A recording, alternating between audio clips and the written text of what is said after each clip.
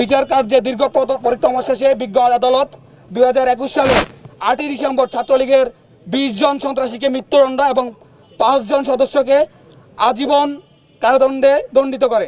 স্বাধীন বাংলাদেশেও আমরা ন্যায় বিচারের প্রশ্নে কোনরূপ আপোষ করব না।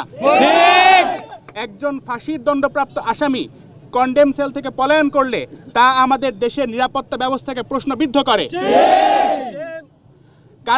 আমাদের হাইকোর্টে যে আপিলের শুনানি চলতেছিল এই ফেব্রুয়ারির 10 তারিখ থেকে, তো সেখানে আজকে শেষ শুনানি চলতেছিল। তো সেখানে আর কি যখন 20 জনের আসামি পক্ষের আইনজীবীরা যুক্তিতর্ক উপস্থাপন করার পরে তখন বলা হয় যে আর কেউ বাকি আছে কিনা, আরও 5 জন যেহেতু আছে, তো সেই ক্ষেত্রে মানে একজনের যাবজ্জীবন আছে, তার ক্ষেত্রে আইনজীবী দেয় নাই, আর 3 জন আগে থেকে পলাতক ছিল। তো তখন আর কি আরেকজনের ব্যাপারে যখন জানতে চাওয়া হয় তখন আর কি রাষ্ট্রপক্ষ থেকে বলা হয় যে যে সে 5 আগস্টের পরে পালিয়ে গেছে। তো এই জিনিসটা তখন আব্বু উপস্থিত ছিল বা আমাদের পরিবারের সদস্য যারা উপস্থিত ছিল কোর্টে, তারা সেখান থেকে জানতে পারে।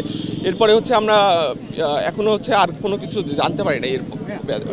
বিচার কার্যে দীর্ঘ পরিক্রমা শেষে বিজ্ঞ আদালত 2021 সালের 8 ডিসেম্বর ছাত্রলীগের 20 জন সন্ত্রাসীকে মৃত্যুদণ্ড এবং 5 জন সদস্যকে আজীবন কারাদণ্ডে দণ্ডিত করে।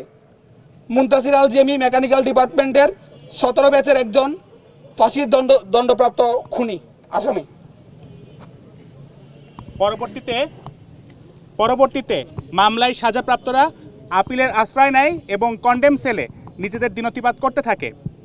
আপিলের শুনানির শেষ দিন বিজ্ঞ বিচারপতির নিকট মুনতাসির আল জেমির পলায়নের সংবাদ আমাদের হতভম্ব করে। ফাঁসির আসামিদের স্থান নিশ্চিদ্র নিরাপত্তার চাদরে আবৃত কন্ডেম সেলে, সেখান থেকে এত শীর্ষ সন্ত্রাসীর পলায়ন ন্যাক্কারজনক এবং আমাদের জন্য লজ্জার। এই পলায়ন শহীদ আবরার ফাহাদের রক্তের সাথে গাদ্দারি। আমরা স্পষ্ট কণ্ঠে ঘোষণা করতে চাই, আমরা বুয়েটের সাধারণ শিক্ষার্থীরা যেমন ফ্যাসিস্ট শাসনামলেও ন্যায় বিচারের প্রশ্নে মাথা নত করিনি, স্বাধীন বাংলাদেশেও আমরা ন্যায় বিচারের প্রশ্নে কোনরূপ আপোষ করব না। একজন ফাঁসির দণ্ডপ্রাপ্ত আসামি কন্ডেম সেল থেকে পলায়ন করলে তা আমাদের দেশের নিরাপত্তা ব্যবস্থাকে প্রশ্নবিদ্ধ করে। কারা কর্তৃপক্ষ ও স্বরাষ্ট্র মন্ত্রণালয় এই ব্যাপারে নিজেদের দায় কোনোভাবেই এড়াতে পারেন না। আমরা সরকারের কাছে দাবি জানাচ্ছি, অতি দ্রুত খুনি মুনতাসির আল জেমিকে খুঁজে বের করে আটক করতে হবে। পাশাপাশি তার পলায়ন কার্যে সহযোগিতাকারী প্রত্যেক ব্যক্তিকে শনাক্ত করে বিচারের আওতায় আনতে হবে।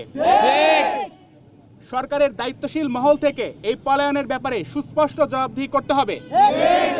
অন্যথায় বুয়েটের সাধারণ শিক্ষার্থীরা 2019 সালে যেভাবে ইস্পাত কঠিন আন্দোলনের মাধ্যমে ন্যায় বিচার সুনিশ্চিত করেছিল, একই রকম দুর্বার আন্দোলন গড়ে তুলতে আমরা শিক্ষার্থীরা সদা প্রস্তুত এবং প্রতিজ্ঞাবদ্ধ। কোনোভাবে এই মামলার বিচার কার্য ও রায় কার্যকরে কোনো রূপ টালবাহানা ছাত্র সমাজ মেনে নিবে না। সকল দণ্ডপ্রাপ্ত আসামির রায় দ্রুত কার্যকরের ব্যাপারে আমরা সরকারের কাছে জোর দাবি জানাচ্ছি।